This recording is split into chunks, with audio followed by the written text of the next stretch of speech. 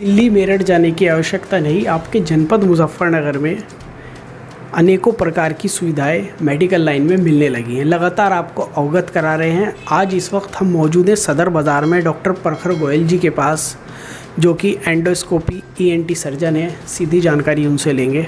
Sir, endoscopy ENT surgeon आप हैं, काफ़ी समय से आपने प्रैक्टिस भी किया। मुजफ्फरनगर से पहले आप दिल्ली भी प्रैक्टिस करके आए हैं।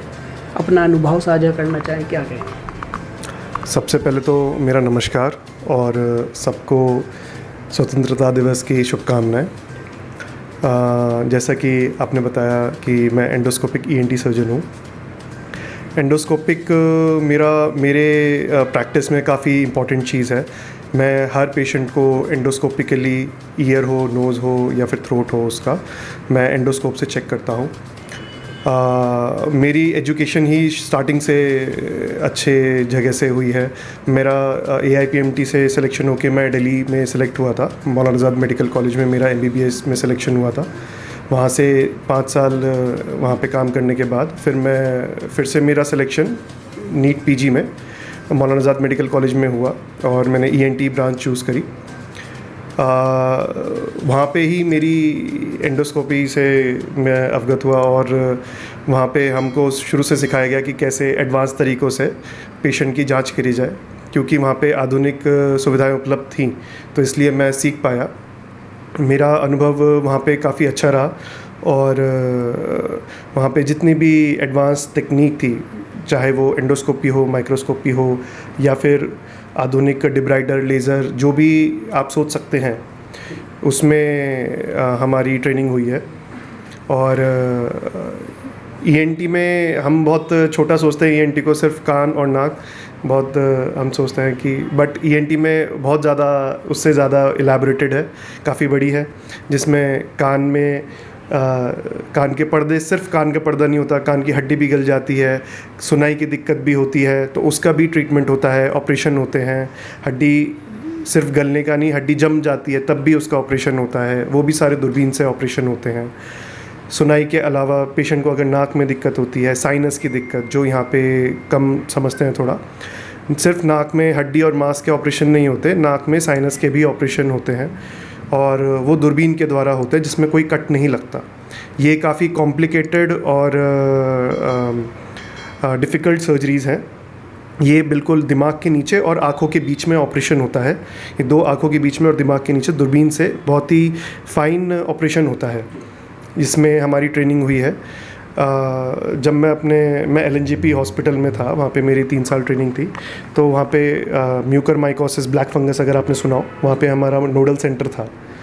तो हमने कम से कम एक दिन में 10 पेशेंट ऑपरेट करे हैं और पूरे इंडिया में जितने भी म्यूकरमाइकोसिस आप सोच सकते हैं, सबसे ज़्यादा हमारे सेंटर पे थे।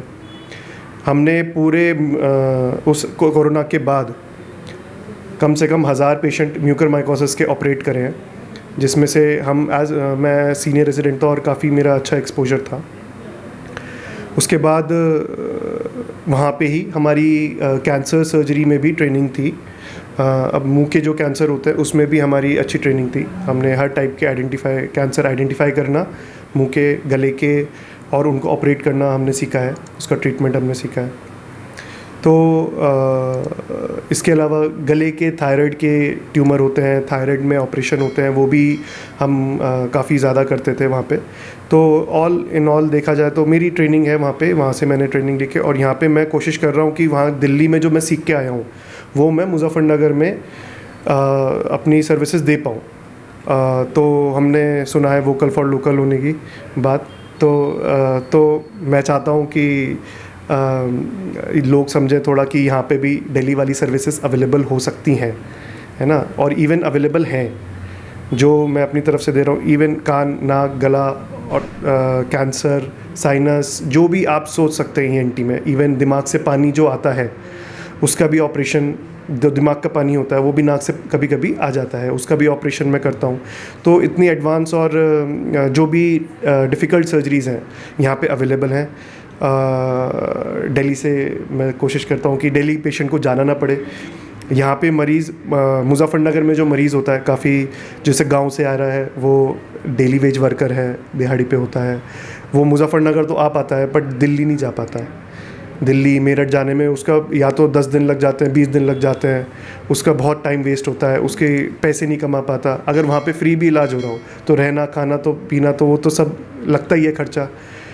तो अगर मरीज़ को यहीं पे फैसिलिटी मिल जाए, अगर वो रोज़ का अपना काम करता रहे और उसको यहीं पे ऑपरेशन की फैसिलिटी मिल जाए तो वो क्यों जाएगा दिल्ली।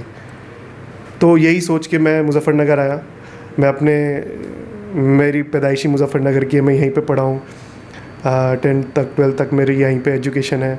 तो मैं कोशिश करता हूँ कि मैं जो यहाँ से मेरे को मिला है मैं वापस दे पाऊँ शहर को। डॉक्टर साहब, एक पेशेंट्स का फीडबैक ले रहे थे हम लोग, उन्होंने बताया कि वो मेरठ सिटी में घूम के आ गए, काफ़ी एंडोस्कोपी सर्जन वहाँ पर हैं, स्पेशलिस्ट दिल्ली में भी है, मेरठ में। घूमने के बाद वापस मुजफ्फरनगर आपके यहाँ, मुजफ्फरनगर के रहने वाले थे और वो आपसे सेटिस्फाई हुए, आपके यहाँ उन्होंने ट्रीटमेंट कराया। ऐसा क्या और उससे क्या डिफरेंट आपके यहाँ उनके व्यवहार में, ऐसा आपका व्यवहार उन्हें अच्छा लगा या आपके यहाँ सुविधाएँ अलग है, क्या बताएंगे? जी, व्यवहार का तो मैं अपना खुद से क्या बताऊँ, वो तो अगर सामने वाले को अच्छा लगे तो मैं उसका थैंक यू बोलूँगा।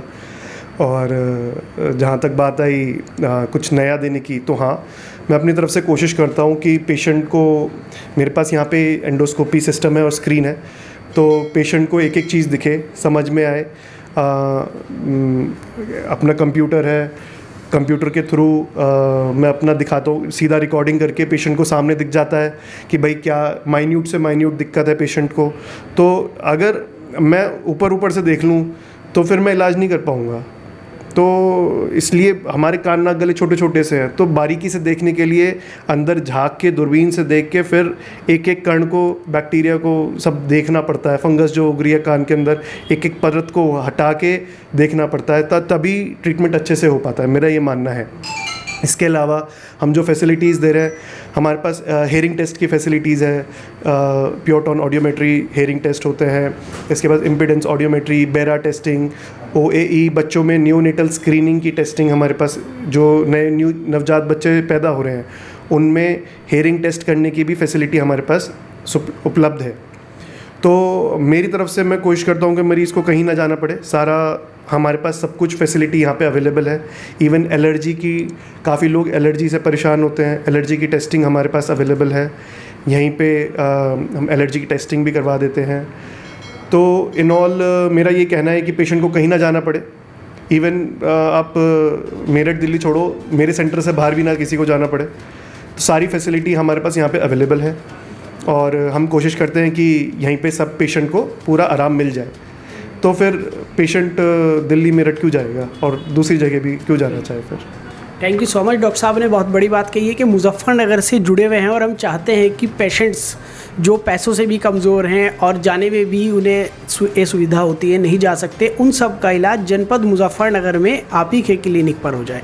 बाहर भी नहीं जाना पड़े, ना मेरठ जाना पड़े, ना दिल्ली, वो सारी सुविधाएं यहीं पे मिल जाएं। डॉक्टर साहब, बात करें कि मेडिकल लाइन टफ़ लाइन होती है बहुत ज़्यादा, काफ़ी इसमें लाइनें होती हैं, किसी भी डिपार्टमेंट में जा सकते हैं, आपने एंडोस्कोपी ही चुना, आखिर क्यों? एक्चुअली मेरे को सर्जन बनना था, शुरू से मेरा ये था कि मेरे को सर्जन बनना है। फिर मेरे को ENT ब्रांच अच्छी लगी।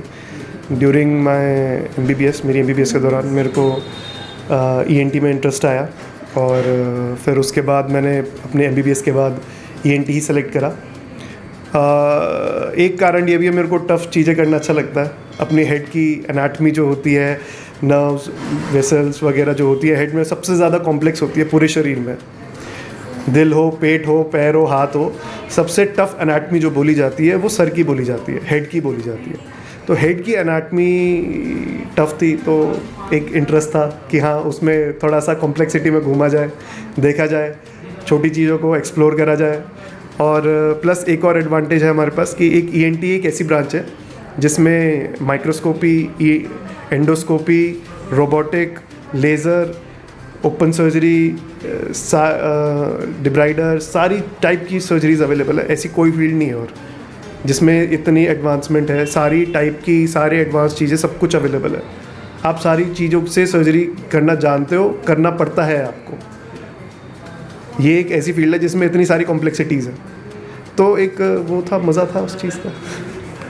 Thank you so much. जैसा कि डॉक्टर साहब ने बताया कि डॉक्टर साहब का लक्ष्य था समाज सेवा करना, और ख़ास तौर से मेडिकल लाइन में जो आज के समय में देखी जाए काफ़ी महंगी और टफ़ भी है, उसमें इन्होंने एक चुनौती हासिल की और सबसे जो हार्ड है एंडोस्कोपी, उसमें डॉक्टर साहब ने लक आजमाया और आज अच्छी पोस्ट पे यहाँ पर बैठे हैं। और डॉक्टर साहब ने साफ बताया कि डॉक्टर साहब चाहते हैं मुजफ्फरनगर में ही सभी पेशेंट्स का इलाज हो जाए, उन्हें मेरठ दिल्ली भटकना ना पड़े, ना जाना पड़े, सभी सुविधाएँ अच्छी से अच्छी एक ही हॉस्पिटल में मिल जाएँ, जो कि Ved hospital ENT and child clinic centre, जो कि सदर बाज़ार में है, जहाँ पर डॉक्टर साहब अपनी सेवाएं दे रहे हैं। और भी इस तरह की जानकारियों से लगातार आपको अवगत कराते रहेंगे। जनपद मुजफ्फरनगर से विविध विचार डिजिटल के लिए मैं आपके साथ मोहम्मद सुहेल।